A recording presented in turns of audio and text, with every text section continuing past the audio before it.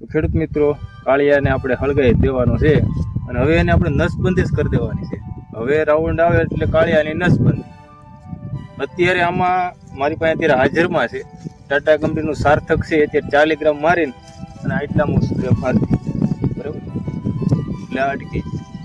પણ હવે પછી 5 દિવસ પછી હું રાઉન્ડ આપીને એમાં તો આની નસબંધી. નમસ્કાર ખેડૂત મિત્રો, સ્વાગત કરું છું મારી યુટ્યુબ ચેનલ જેનું નામ છે ખેતીની દુનિયા. આજે આપણે વાત કરવી છે કે જીરું વાવતા દરેક ખેડૂતે એના ખેતરની અંદર બધું વ્યવસ્થિત હોય ને તો તમારું જીરું એકદમ હાઈ ક્લાસ હોય, તેમ છતાં તમારે દિવસમાં 1 રાઉન્ડ તો અવશ્ય એમાં મારો. તો ખેડૂત મિત્રો, હું તમને આજે જણાવીશ કે આજે મારું જીરું 80 દિવસનું કમ્પ્લીટ થઈ ગયું છે, 80-82 દિવસનું, અને હજી મારું જીરું તમે જોઈ શકો છો કે લીલકાય છે.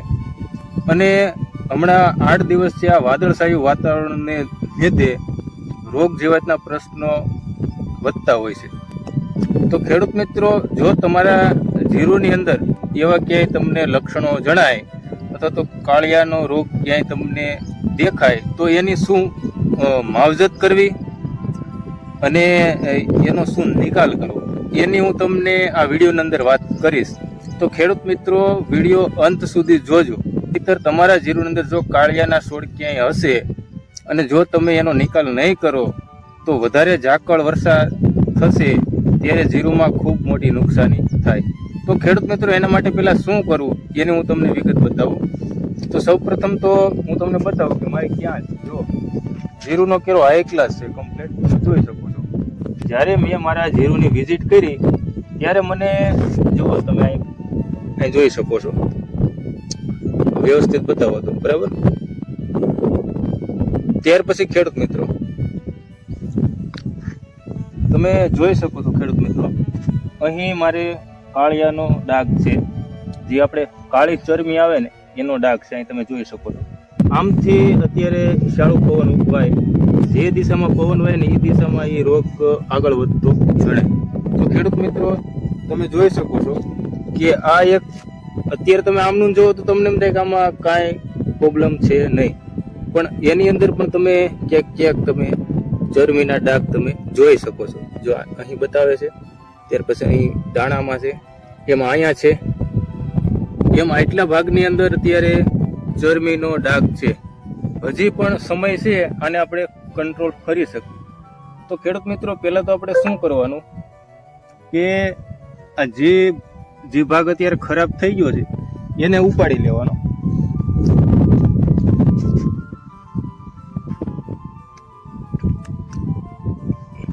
એની ફરતી કોરના છોડવા આ બધા છે ને, એની ફરતી કોરના જે છોડવા છે અને એ જે કાળિયાના ડાઘવાળા છોડવા એ બધા ખેંચી લેવા, ઉપાડી લેવા અને શાંતિથી ઉપાડવાના, ઉતાવળ નહીં કરવાની.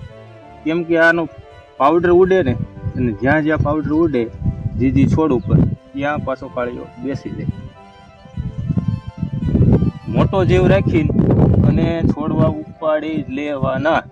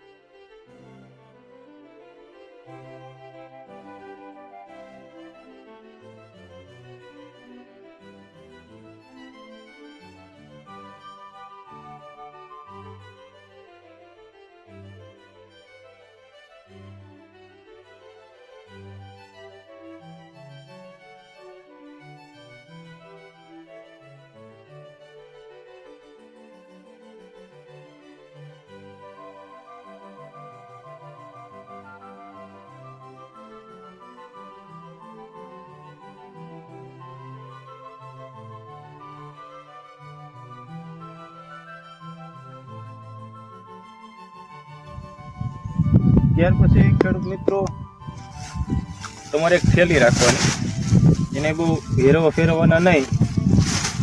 જો તો ભાઈ જરીક ચાલો તો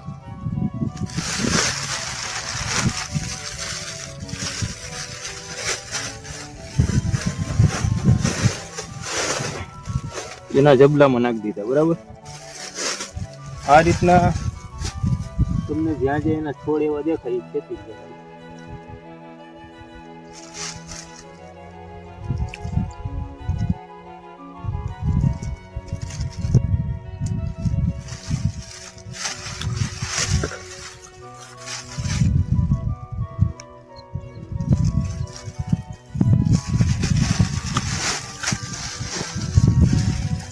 ત્યાર પછી ખેડૂત મિત્રો આ બાજુ જોઈ લેવાનું એની અસર ક્યાં લગી છે.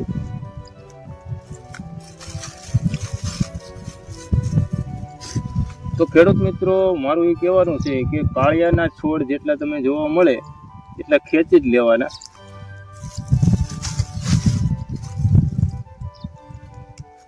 અને એક ગમે તમારે ખાતરની થેલી રાખવાની.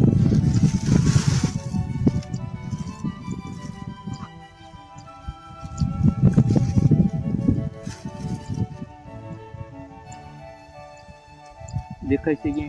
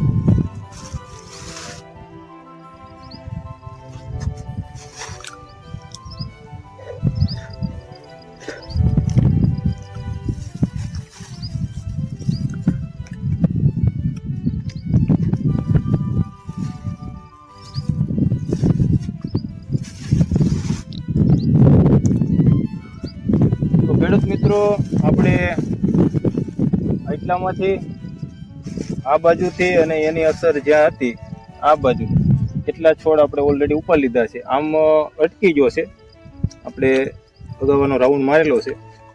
અને ખેડૂત મિત્રો છતાં પણ તમારે જોતું રહેવાનું 2-5 દિવસે દવા માર્યા પછી.